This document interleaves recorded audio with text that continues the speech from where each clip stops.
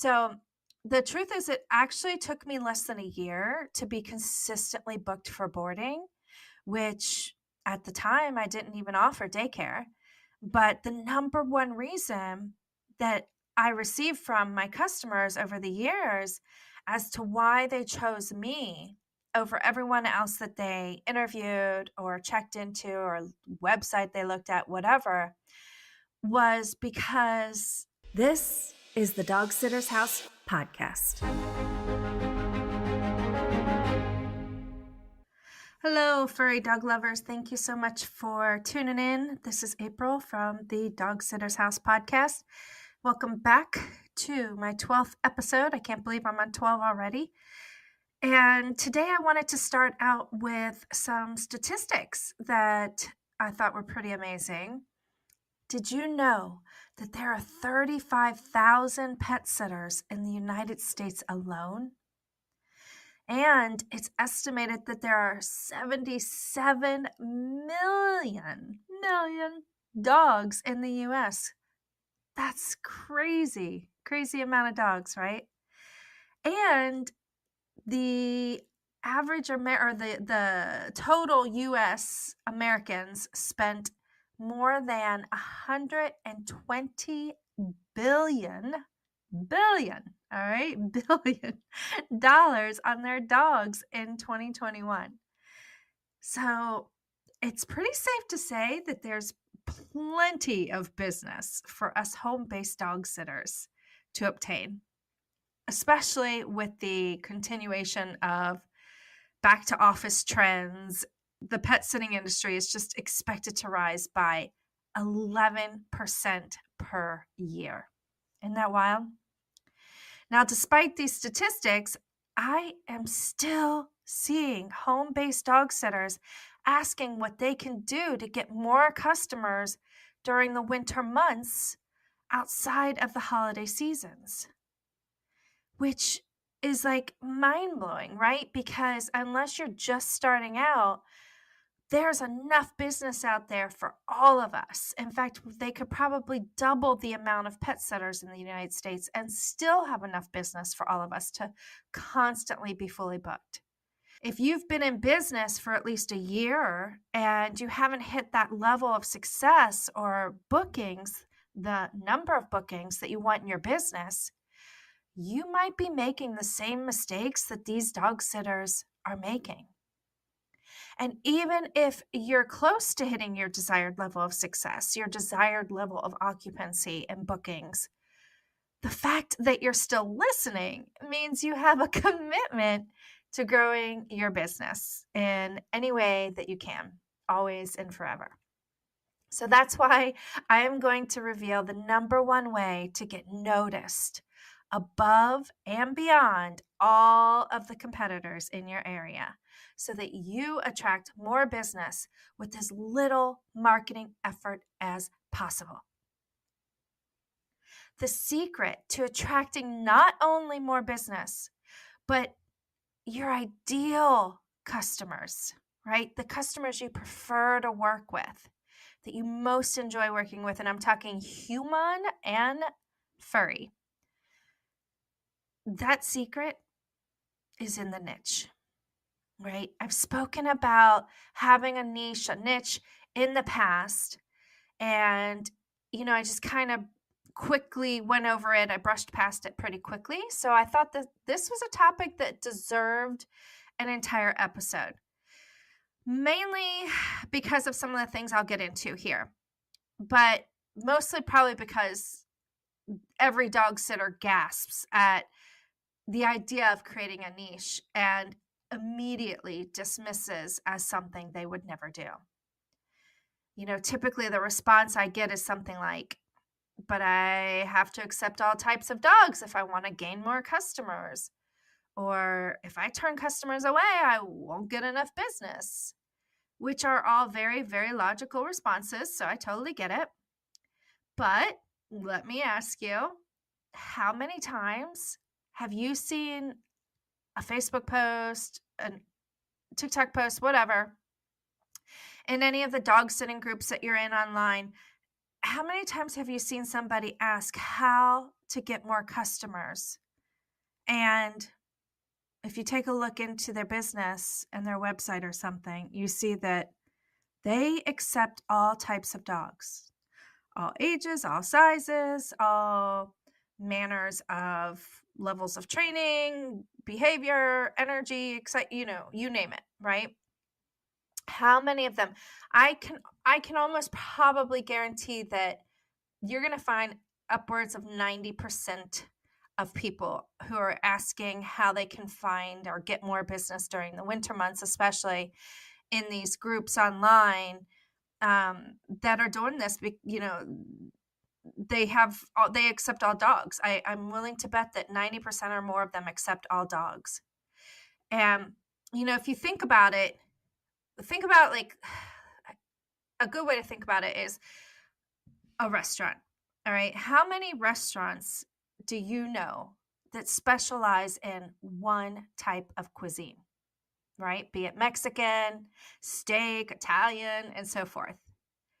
Do you see a Mexican restaurant hurting for business because they don't serve Italian too? No, I don't think so.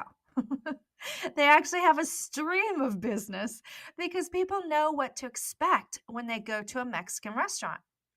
And they obviously want a place that knows how to make the best Mexican food versus your restaurants that serve everything but excel in nothing. I mean, seriously, if you ask me, like, if I have a strong craving for tacos, right? How likely is it that I'm going to pick, or you might pick, an Applebee's that has, some tacos on the menu over, like, I don't know, an El Polo Loco or a Taco Cabana or something, right? I mean, obviously, those are the places that scream, we know how to do tacos and we know how to do tacos right. Chances are you're going to choose that restaurant that specializes in Mexican or tacos or whatever it is that you have a hankering for before you ever choose a place like Applebee's. You get what I mean. So why wouldn't people want to take their dogs to a place that specializes in serving their type of dog, especially as a home-based dog sitter?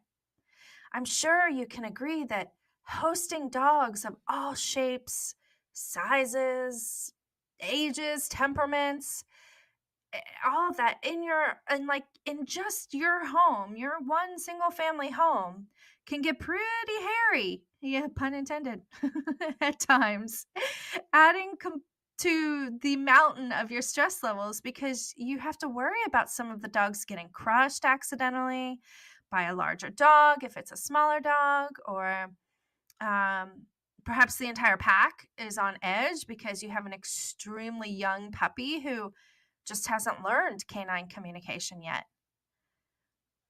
I remember one time I had to let a client go, not because they were bad customers or her dog was bad, but because her dog was extremely senior, let's just say.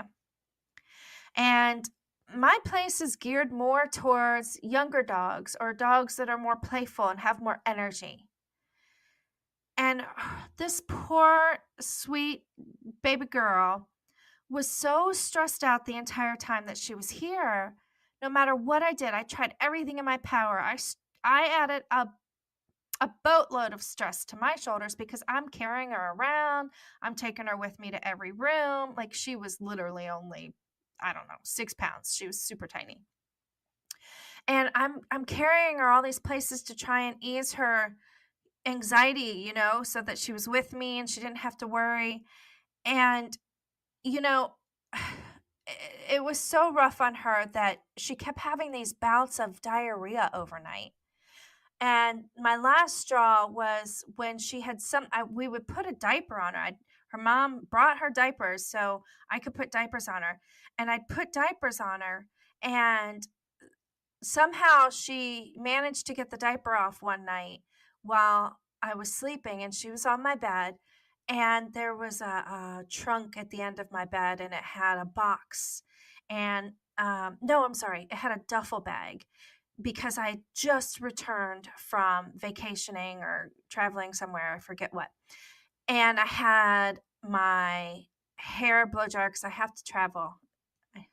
You don't need to know this, but I do travel with my own blow dryer because I have to have a diffuser. So I have had my blow dryer, my diffuser, and I don't know, a couple other things in the duffel bag still. I hadn't fully unpacked the whole thing. And I wake up and there was literally diarrhea all over the bed, all over her, all over the bedding. And then once I got up and got my wits about me and started cleaning up, I realized, oh my gosh, somehow she traveled into the duffel bag and literally pooped all over every single thing in the duffel bag. I mean, the grate on your blow dryer, like the part where it's like the air ventilation out the back side of it, covered in poop. Oh my gosh. Needless to say, that went into the trash. But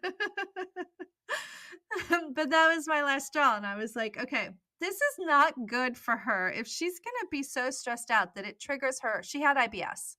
So it triggered her IBS so much that she just had an overabundance production of diarrhea. And I just felt so bad for her. So I had the difficult conversation with her mom. And I tried to, make her mom see that this was not what was best for her dog too. But her mom got very, very upset, unfortunately. But it is what it is. I just couldn't take her anymore because you and I both know how much extra work and stress this causes us as a dog sitter. And, if I'd had known a dog sitter who specialized in watching senior dogs only, it would have been perfect. I could have referred this dog or this customer to a dog sitter if that's all they did was watch senior dogs. I mean, that would have been amazing. And I'm sure there is a market out there for people who have senior dogs that, aren't quite in hospiceville yet, but that they need a place to go so that their parents can still get away or, live sometimes, right? So here's the deal. People are willing to spend more than ever than they have on their dogs these days. Americans' dogs have become their babies, their family members. And this is nothing you don't know. But what I notice a lot of dog sitters doing is offering their service to everyone, and thereby no one notices them. Think about it. If you post on social media that you're a dog sitter versus you're a dog sitter for senior dogs only, how quickly do you think a senior dog owner will stop scrolling? Right? And the same goes for any niche you choose. Say you want to watch small dogs, large dogs, a specific breed, handicapped dogs. I mean, the options are out there. You can pick what you want, and the most beautiful thing is you get to choose what type of dog you most enjoy dog sitting that best fits the lifestyle that you like to lead.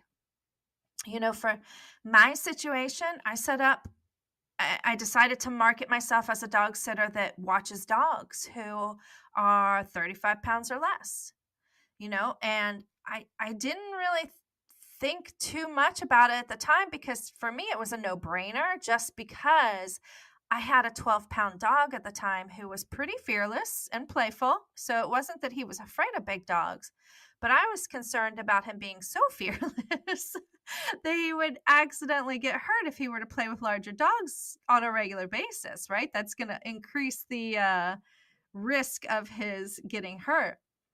So I also have only literally like 1,250 square feet on one level, and my house is only on a half an acre. So it does make it a bit of a tight fit if I have too many large dogs here at once. So having a bunch of tiny dogs, or what I like to call littles, having a bunch of littles around is so much easier for my setup, my situation, and now my two little dogs that I have that weigh even less than 12 pounds. So the truth is, it actually took me less than a year to be consistently booked for boarding, which at the time, I didn't even offer daycare. But the number one reason that I received from my customers over the years as to why they chose me over everyone else that they interviewed or checked into or website they looked at, whatever, was because I only watch dogs under 35 pounds, right? This gives small and medium-sized dog owners the peace of mind that they don't get anywhere else. And it makes my business stand out above all of the other dog sitters in my area. And it's not like I only have, one or two competitors. I live in Cincinnati, Ohio. Okay. This is a pretty sizable metropolitan. So it's not like I don't have a lot of competition. And in addition to niching down to dogs under 35 pounds, I started promoting my services as a dog sitter who specializes in socialization also, right? And that's just because it naturally evolved that way. Because after COVID, I had so many dogs who were not socialized. You may have heard the term or use it yourself, a COVID puppy, a COVID baby, right? Because they were never socialized. They were locked in the house. And after they started to come around and come to my place and things started opening up again, I kept having all these success stories after success story of turning their dog from deathly afraid of other dogs or extremely anxious around other dogs into learning how to be a dog and be playful, right? And be confident and happy and make paw pals. And that has been a wonderful way to further niching down and having a specialization at the same time is like a double whammy when it comes to marketing, making your advertising efforts at least, I'm going to say conservatively 50 times more effective. I kid you not. Can you imagine what it would do for your business if your marketing efforts were 50% more effective than they are now? I mean, how much time would this free up for you if you didn't have to be on social media trying to drum up business all the time? How much would your financial stress decrease if all you had to worry about was not overbooking yourself? How much nicer would the winters be because you could relax and know that you could afford Christmas because you stay fully booked over the winter? I have never spent one single dollar on advertising. And I know it is because I have a niche. I speak directly to my desired customer. And this is why it catches their attention compared to all other dog sitting posts online. Another benefit to having a niche is money. For example, does the idea of raising your prices significantly higher than the average rate in your town feel heavy to you? I get a lot of clients telling me they feel bad or like they're greedy if they raise their prices. And especially if they raise their prices by more than $5 or $10 each time they raise it. Yet, when I dig deep with them, I come to find out they're typically undercharging by $30 or more. And I did the same thing. I'm not laughing at them. I'm laughing with them because I've been there. I've done that. I bought the t-shirt, okay? When you have a niche that no one else in your town offers, then you immediately increase your value. So back to the Mexican restaurant example. What if you only had one Mexican restaurant in your town? Do you think they would be able to charge more than most Mexican restaurants in other cities? Because they essentially have a monopoly on the area, right? You darn tootin' they could. And people would be willing to pay more because they can't get their favorite burrito anywhere else. Man, this is starting to make me hungry for some enchiladas and quesos right now. I should stop talking about Mexican. All right, but I digress. Let me share with you a cool little story and see if you can predict the reason for the ending. All right. So I don't have a website, never have, and I hope to never have to, really, because it's just one more expense and one more thing that I have to take care of. So why? Why should I? I mean, I rarely post my services for hire on social media, so it's not like I have a website to send people to or need one. But it was the beginning of a new year. This was 1 or 2 years ago. I don't remember. It was the beginning of a new year. And I was scrolling through Facebook one day and I kept seeing all of these posts in a dog owner group that I'm in, right? It's like a dog owner / dog sitter group that I'm in. And all of the posts were dog sitters promoting their services. And a lot of them, I was noticing, almost all of them were offering winter discounts or like first time booking sales and, similar sales like that, right? So I got really curious because here I had been, it was the winter, it was like January, and here I was already fully booked through spring. And I thought, why don't I need to hop on here to discount my services and earn new business? Yet these people are like, everyone's doing it. What's up with that? So, since it had been about, I don't know, 2 years since I had promoted my services at all, like I didn't even post on Facebook, nothing. For a good 2 years, I was so busy, overbooked every day, I didn't have to. All right. And referrals, I got referrals, so I would still get new business through referrals, but I wasn't actively advertising. And since it had been 2 years, I thought, I wonder if my marketing method still works. I wonder if it's still got it, right? So my ego came into play. and and I said, I'm going to find out because I just wanted to boost my ego and see if it would. So I added my post to the string of promotions on this Facebook page with a headline, of course, that called out dog owners of, you guessed it, 35 pounds or less. And I mentioned that I specialize in socialization. Of course, then I listed all of the features and benefits and stuff of my service and the general location. I didn't mention anything about pricing. I didn't leave a link to a website. Obviously, can't do that. I may have left a link to my business page on Facebook. I can't remember. But within a week, I had 5 new meet and greets set up from this one post, right? And you and I both know, as a home-based dog sitter, to get 5 new customers from one post is usually pretty phenomenal. I mean, that to gain 5 new customers is huge. You don't usually, if you're pretty steady, you don't need to be gaining 5 new customers every single time you post online. And if you do, you better not post online very often. Because here I was in my little boost my ego scenario, and I wasn't even sure how I was going to fit them in because this was just an experiment. And then I was like, oh shoot, I didn't think about the part where I'd have to follow through on this. But we worked it out. But if this wasn't good enough of a result already within 1 week, it gets even better, right? So one of the meet and greets was for a lady with 2 small dogs. They were both, I don't know, around 15 pounds each or so. And we had a wonderful meeting. Her dogs did really well with all the other dogs. I could see they needed a little bit of socialization work, but nothing too extreme. One is very easy to work with.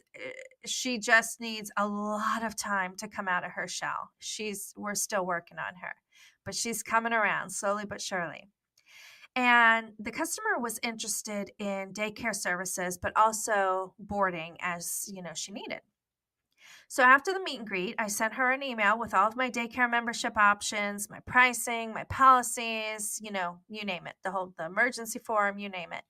And I said, okay, here's all the information. Let me know what you decide. So she responded that she absolutely loved the place, but she had to think about it and talk to her husband. And she would get back to me in a week or 2. So, of course, I said, okay. And I got on with my days because, there's no sense sitting there worrying about it. I was already full. It didn't matter to me if she said yay or nay. So I just went on with my days, and a week or so goes by, and she gets back in touch with me to sign her dogs up for a daycare membership. Lo and behold. And within a couple of months, she booked them for boarding on top of it. So here's where it gets really interesting. I was coaching another home-based dog sitter who resides near me. And sometimes I actually refer business to her and her to me when we're fully booked or something, right? And we would get together when I was coaching her. We would get together for a one-on-one coaching session in person, usually every couple of weeks. So during one of our in-person coaching sessions, for some reason, I don't know why, but I had brought up this customer of mine who had just signed up her 2 dogs for daycare. And that's when I found out that this same customer ended up having a meet and greet with my coaching client as well. And during their meet and greet, the customer had actually mentioned that she had met me already, but that my pricing was a little high, so she was shopping around. However, this coaching client of mine hasn't pulled the trigger on having a niche at this point, of this recording. Hopefully she will soon. So she watches dogs of all sizes. She has 2 large dogs herself. And I mean, we're talking dogs that are probably 60, 75 pounds easy, maybe 80. And when my coaching client found out that the lady booked her 2 dogs with me, with my services, she got a pretty big chuckle. She started laughing. And I was like, "What are you laughing at?" And she said, "Oh," she's like, like, "I have to admit it." She goes, "I wasn't sure if your niche was going to be as strong as you thought it was, because here this lady was saying that your prices were too high, and she was, looking at my service instead." She goes, "But I'll be darned, she chose you in the end still, even though your prices were higher." She's like, "I have to eat my words, because a niche is important. I see that now." And so it was funny, she kind of had a laugh. I had a laugh about it. And she got to see with her own 2 eyes that the customer chose me, because even though I was literally almost double the cost, I only took dogs 35 pounds or less. And that's priceless to a customer who's leaving their smaller dogs with somebody, and want to make sure that their dogs are going to be okay. They don't want to have to worry that an 80-pound dog is going to jump down off the couch and, break their dog's leg, right? So this is the power of the niche. It is the most powerful marketing tool there is. In the digital marketing world, they actually have a saying that goes, "Speak to everyone, speak to no one." And even though you don't run a digital business, you advertise digitally. So the same rules apply. And if you don't call out a specific type of dog owner that you're speaking to, your marketing will pale in comparison to those who do. I can promise you that. Another hangup a lot of dog sitters get stuck on when I recommend niching is that they already have customers of all shapes, sizes, ages, etc., which is completely understandable. And to that I say, have you ever heard the saying, grandfathered in? For instance, see, what we do is, when our brain is so smart, it is so tricky, right? It is just so tricky because, if I say to somebody, like, you really should niche down, here's all the reasons why, yada, yada, yada, here's all the benefits, blah, blah, blah. And they feel like, oh, like a little tightening in their chest or stomach, or they feel a little anxious about doing such a thing. Their brain is going to come up with all the reasons really, really quick as to why they can't do it, why they're special and they can't do it. And one of those that I get frequently is, well, what do? I take all types now. I can't just like make them go away. No, you grandfather them in and people will understand. Because, for instance, I now have 2 7-pound dogs, my own personal dogs. And I have found that I really, really enjoy dog sitting the smaller dogs. So over the years, I've begun lowering my weight limit for new customers. But I always throw in a disclaimer that I have long-time customers who are up to 35 pounds and that I know do well with smaller dogs. So new customers never even bat an eyelash over this, and they're just happy to find a dog sitter who fits their dog and their needs to a T. So now you have a choice before you, my friends. You can continue doing the same thing you've been doing and getting the same results a year from now. Or you can niche down and start speaking to your ideal customers to grow your business effortlessly.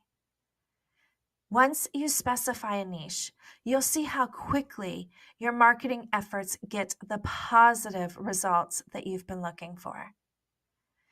Chances are 98% of the dog sitters listening to this episode won't develop a niche, which means when you do, you will be in the 2 percentile who does, making your success even more inevitable because your competition will still be talking to no one. Like, it'll be like echoing in a room. It'll be so empty. Like, no one, no one, no one. While you're still speaking to your favorite dog owners nonstop, right? While you're speaking to the ideal human and dogs that you want to work with, and they're perking up and they're hearing you and they stop scrolling and they contact you. While everyone else is going, I don't get it. I keep posting online, but nobody ever contacts me, right? So you could be part of the 2 percentile who makes a difference and grows your business quicker and easier. So do me a favor. If you're one of the brave 2 percenters who decides to develop a niche, leave me a message or DM me on IG or TikTok with the niche that you chose, because I love hearing the creativity that people come up with and how to serve a specific audience, grow their business, and live the lifestyle, design the lifestyle, not just the lifestyle, but design the business which helps them support the lifestyle of their dreams. All right. Thanks for listening. I think that's going to wrap it up today. And until next time, happy tails to you.